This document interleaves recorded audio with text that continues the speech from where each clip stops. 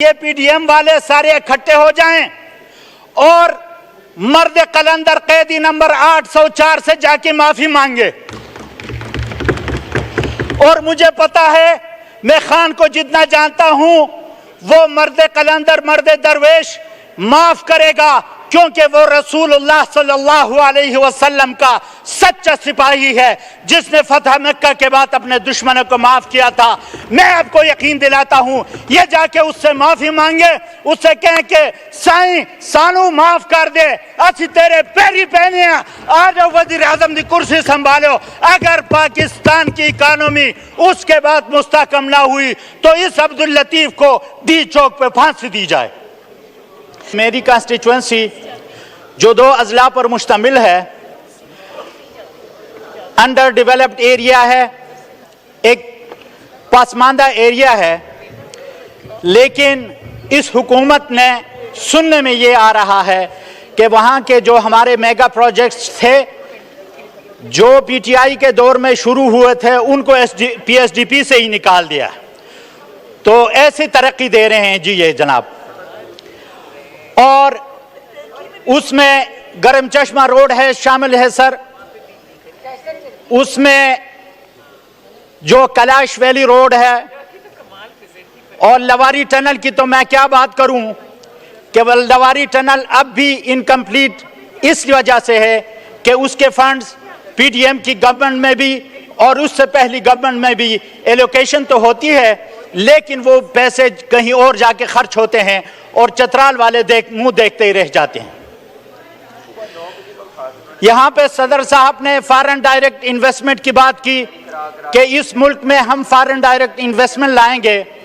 تو میری گزارش یہ ہے کہ کسی بھی ملک میں انویسٹمنٹ لانے کے لیے وہاں پہ ایک کریڈیبل لیڈرشپ کا ہونا بہت ضروری ہے جس کی پوری دنیا کریڈیبلٹی تسلیم کرتی ہو. اس ملک میں سرمایہ کار اپنا سرمایہ لگاتے ہیں، لیکن ہمارے یہاں پہ مسئلہ ہے کہ ہمارے ہاں جتنے بھی دنیا میں لیکیجز آتی ہیں بدقسمتی سے اس لیکیجز میں یہاں کی پولیٹیکل ایلیٹ کے نام شامل ہوتے ہیں. وہ پاناما لیک ہو، وہ دبئی لیک ہو، وہ ڈان لیک ہو، تمام لیکس میں ان کے نام شامل ہوتے ہیں. مجھے یہ سمجھ نہیں آتی یہ لیڈرشپ ہے یہ غریب کا مکان ہے جو ہر وقت لیکیج میں رہتا ہے.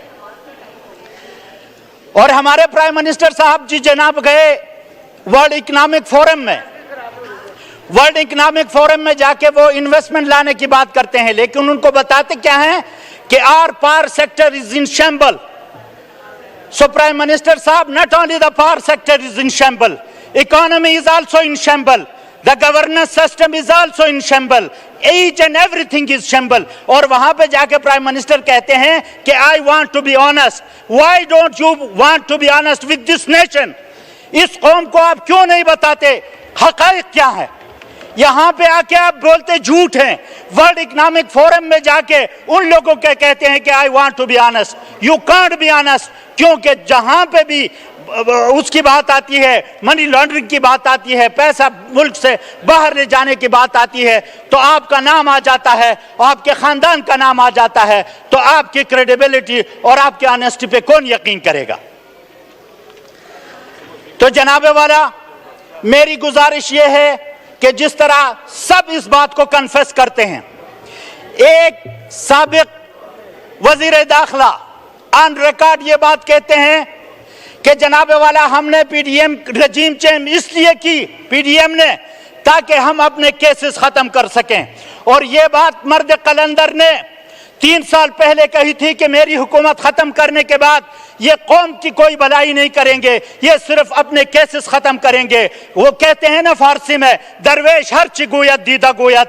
خان نے 3 سال پہلے کہا تھا، آج آپ کے سابق وزیر داخلہ یہ اقرار کر رہے ہیں کہ ہم نے کیسز ختم کرنے کے لیے رجیم چینج کیا تھا.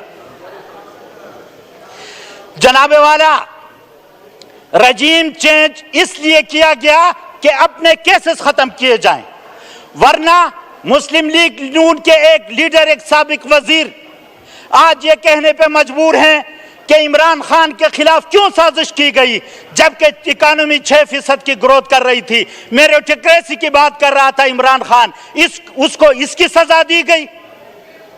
تو آج پاکستان جن کرائسس میں ہے جناب اسپیکر، خدا نہ کرے کہ اسٹیٹ کی سیکیورٹی ہی ڈائیلوٹ ہو جائے، تو میری گزارش آپ سے یہ ہے کہ یہ مسائل کی بات تو ہر کوئی کرتا ہے کہ پاکستان کی اکانومی میلٹ ڈاؤن ہونے جا رہی ہے، پاکستان میں گورننس سسٹم ختم ہو چکا ہے، پاکستان میں ڈیموکریسی کا بیڑا غرق ہو چکا ہے.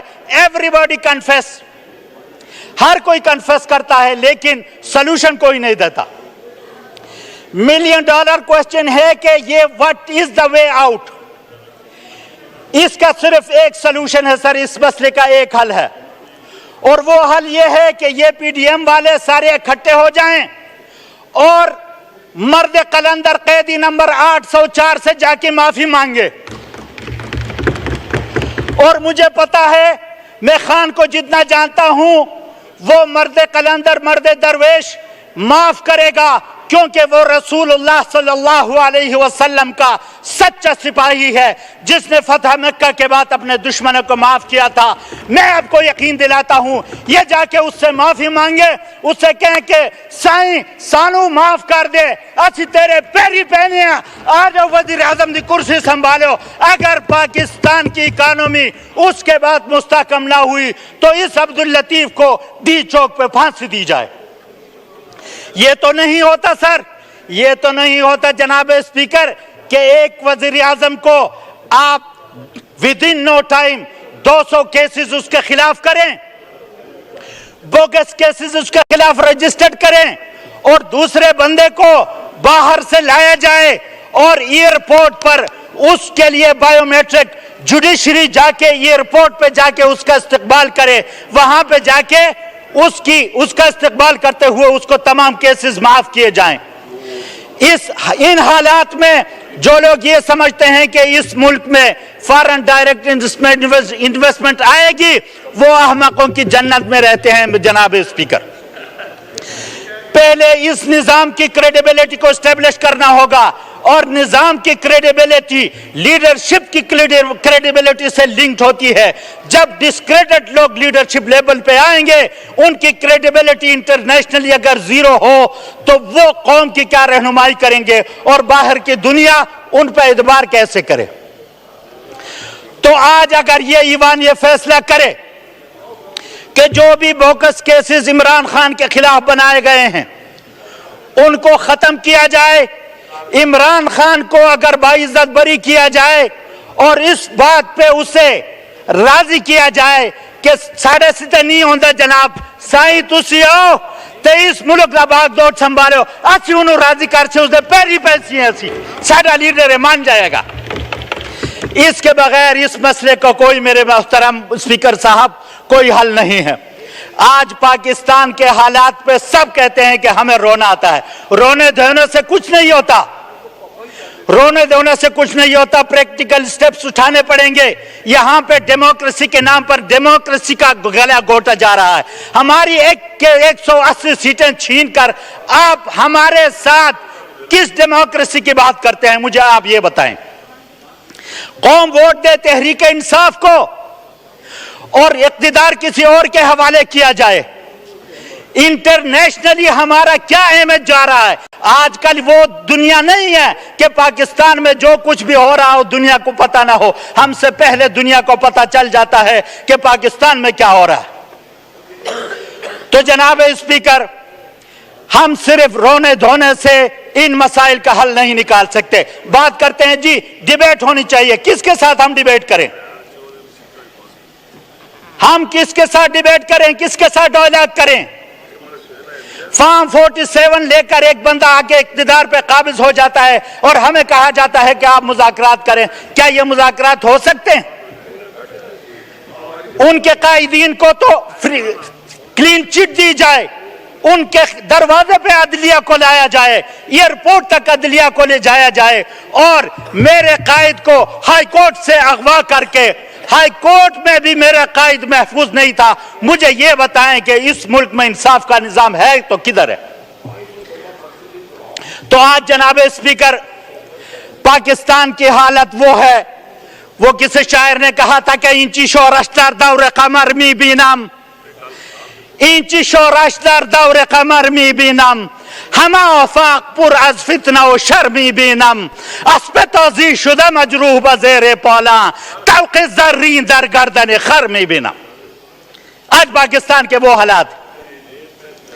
تو جناب اسپیکر، اللہ تبارک و تعالی قرآن میں فرماتے ہیں کہ لِمَ تَقُولُونَ مَا لَا تَفْعَلُونَ، آپ وہ بات کیوں کرتے ہو جس پر آپ عمل نہیں کرتے ہو. ہمارا صدر صاحب ایڈریس کر کے چلے جاتے ہیں، ہم اسمبلی میں ڈیبیٹ کرتے ہیں. This has become a debating club, sir. اس کو ڈیبیٹنگ کلب نہیں بنانا چاہیے. اس ایوان کو امپاور ہونا چاہیے اور پالیسی میکنگ، ہمیں باہر سے ڈکٹیشن لینے کی کوئی ضرورت نہیں ہے. عوام نے اگر منتخب کیا ہے اس ایوان کو، اس ایوان کے ذریعے اگر پالیسیز بنیں گی تو وہ پاکستان کو آگے لے جائیں گی، ورنہ یوں ہی ہم اندھیروں میں تیر چلاتے رہیں گے. اور ہمیں یہ جو لوگ سبق دے رہے ہیں ڈیموکریسی کا، تو ڈیموکریسی میں سب سے بنیادی چیز فری اینڈ فیئر الیکشن. ہمیں شرم آنی چاہیے. سن 47 کو ہم بھی آزاد ہوئے، انڈیا بھی ہوا. انڈیا 1.5 ارب انسانوں کا ملک، وہاں پہ الیکشن ہوا. کسی نے یہ نہیں کہا کہ میری سیٹ چھینی گئی، ووٹ مجھے ملا تھا، کسی اور کو دیا گیا. لیکن ہم سن 71 کے الیکشن یاد کر کے، ہم اس وقت پیدا بھی نہیں ہوئے تھے، الیکشن ہوئے. جب ہم پیدا ہوئے، جب سے میں پیدا ہوا ہوں، میں نے کبھی اس پاکستان میں جب سے ہوش سنبھالا ہے کبھی ہم نے ایسا نہیں دیکھا وائنڈ اپ کریں. الیکشن پہ اعتراض نہ کیا ہوا. شکریہ. رانا عاطف صاحب.